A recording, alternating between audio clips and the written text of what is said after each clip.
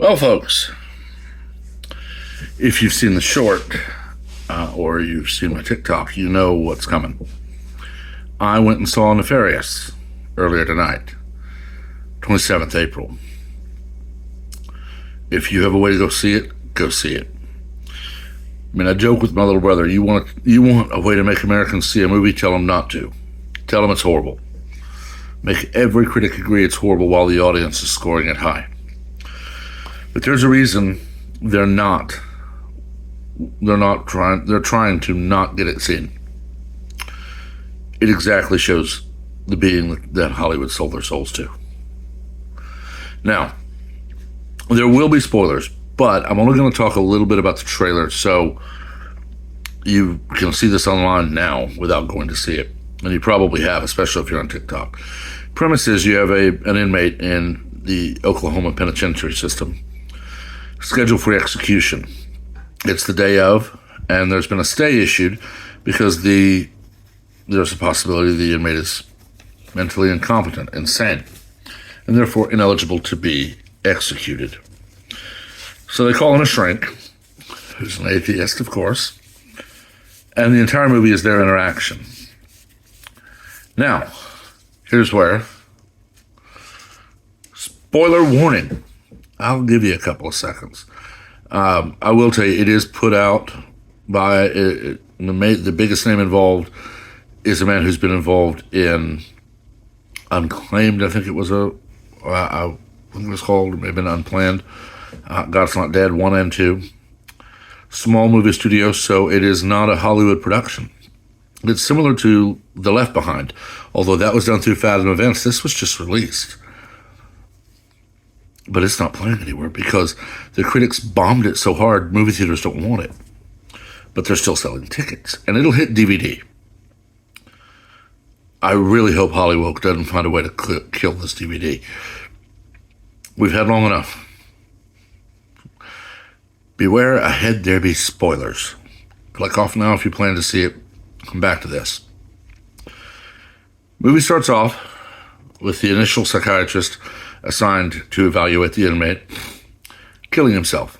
New psychiatrist is called in, and the guy playing Edward Wayne Brady, Nefarious, is perfect. He plays the little twitches, the eye moves, licking his teeth, all that, as if this is a non-human entity in a human body. Talks about they can't just infest.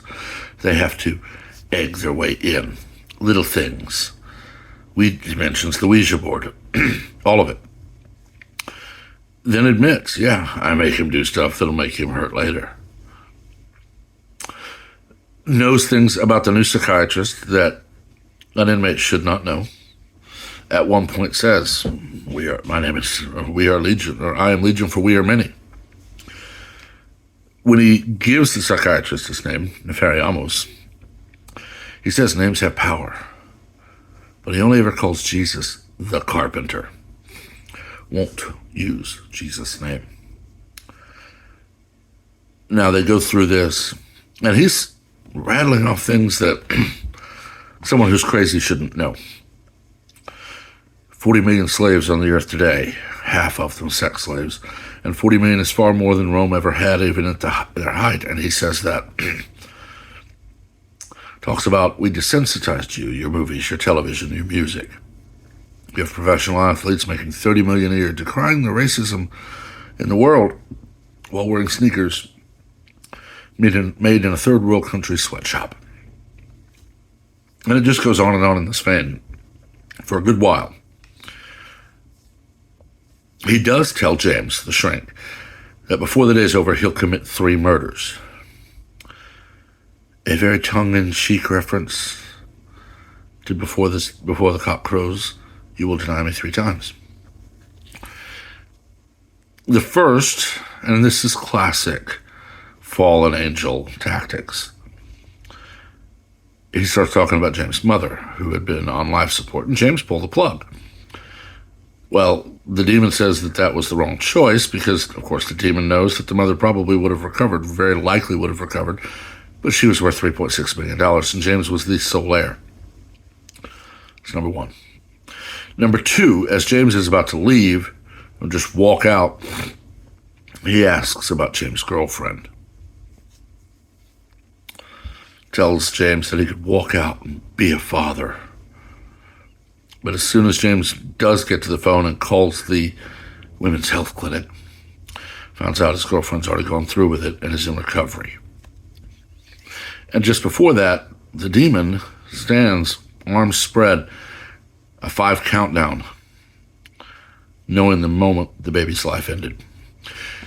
Directly references Moloch, that initially infants were thrown into the fire with drum beats to drown out the screams.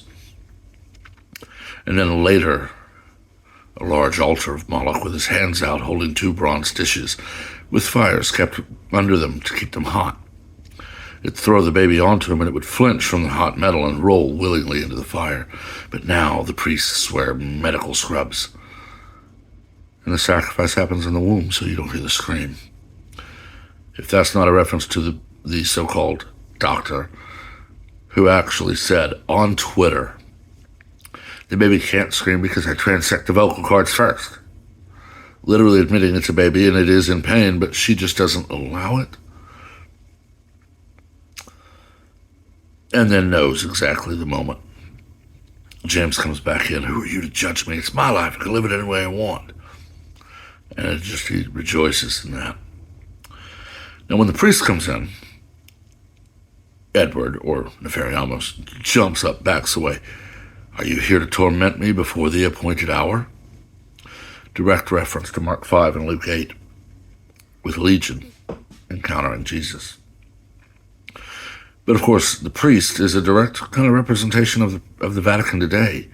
Very progressive.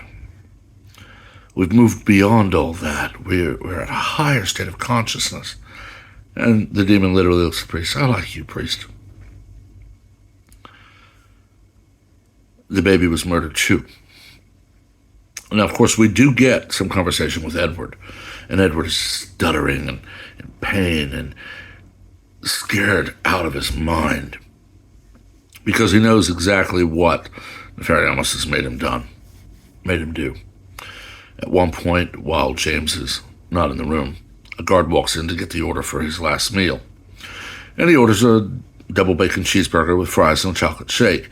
But before the guard can leave, Nefarious takes over and says, never mind, I'm not hungry. Just more mental torture for Edward. As he gets told right before his execution, no last meal. You canceled it. You said you didn't want it. And from there, it goes into the execution, and Edward breaks free, rips open the curtain. Tell him the truth, while James is watching. Pardon me.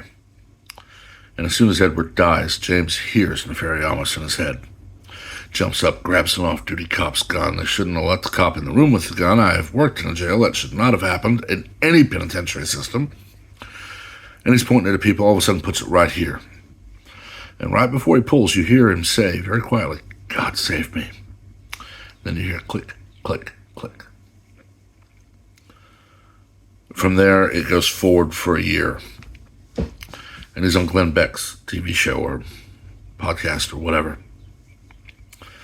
And Glenn's asking him, well, why would you publish the book the entity wanted you to publish? Because that was the whole thing. As Nefarious had written the dark gospel to complete the corruption of humans. James says he rewrote it as a warning. And as he's walking out, there's a homeless lady digging through the garbage for recyclables. And James offers her money, and she just looks over. Hello, James. Miss me? This is the most accurate representation I have ever seen of the fallen, of demonic possession, of demons, of any of it. And I've said it to people, I think I said it earlier, this is exactly the beings that Hollywood sold their souls to for fame and riches. About the only thing I wish had been said, maybe have the priest be so progressive he just doesn't believe demons. So he goes, well, you guys didn't do so well with Job, did you? maybe throw something like that. Anger the demon a bit, but they didn't go that far. But this is the movie Hollywood does not want you to see. They are tanking it. Rotten Tomatoes, IMDb, Google, anywhere and everywhere there are reviews, they are tanking it. The best one out there is Rotten Tomatoes at, I believe, 29 or 28%. But when I looked for the audience score on Google, it's 94% positive. I haven't seen a movie, not even Endgame got 94%. And it's because a lot of people like me, they've read comics for the last 30, 40 years, and they changed a little too much.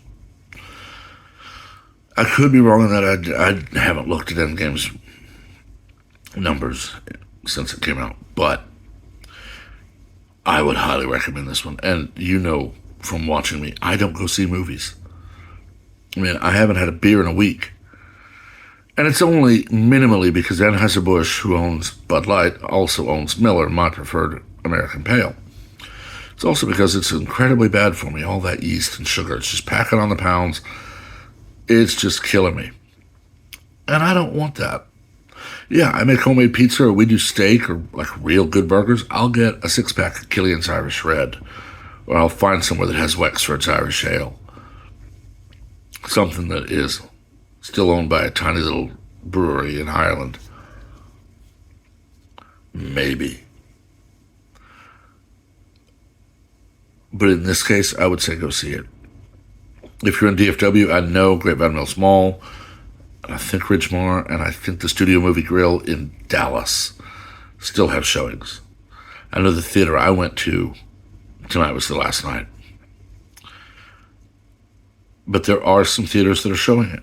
They're not running it 5, 7, 8 showings a day, whatever they normally do 7 days a week. They're showing it once a day, Monday through Thursday.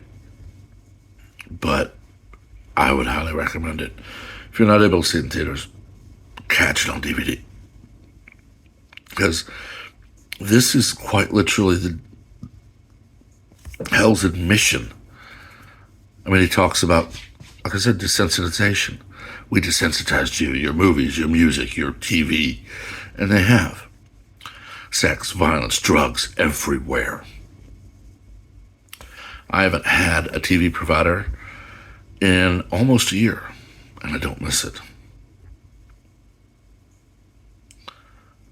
I don't miss going to the movies. Every now and then, though, one comes out. And this one was that one. So I would highly recommend it. Anyway, if you made it through all 12, 13 minutes of this, congrats, you stuck out. Make sure to give us a like because, well, that's how you advance on this thing. If you're not subscribed, please do. I am going to be putting out a podcast. It won't be that often right now because, well, still door dashing. And that takes priority. But I am planning to start a podcast where I'm going to be going through the Bible. I'm going to start in Revelation, and then we'll jump back and start. And, I'll bounce. I'll do Genesis and Matthew, then Exodus and Mark, and Leviticus and Luke, and so on. But I plan to go through the whole thing. And that will be on my podcast, Kennelcast. And it's here on YouTube. If I can find a way to get it uploaded to Apple or Google Podcasts, I will. Don't know if I can do how to do that right now. And I'm just getting into the research. But, yeah. Make sure you subscribe, notifications on, because I don't post on a schedule anymore. Until next time, God bless y'all.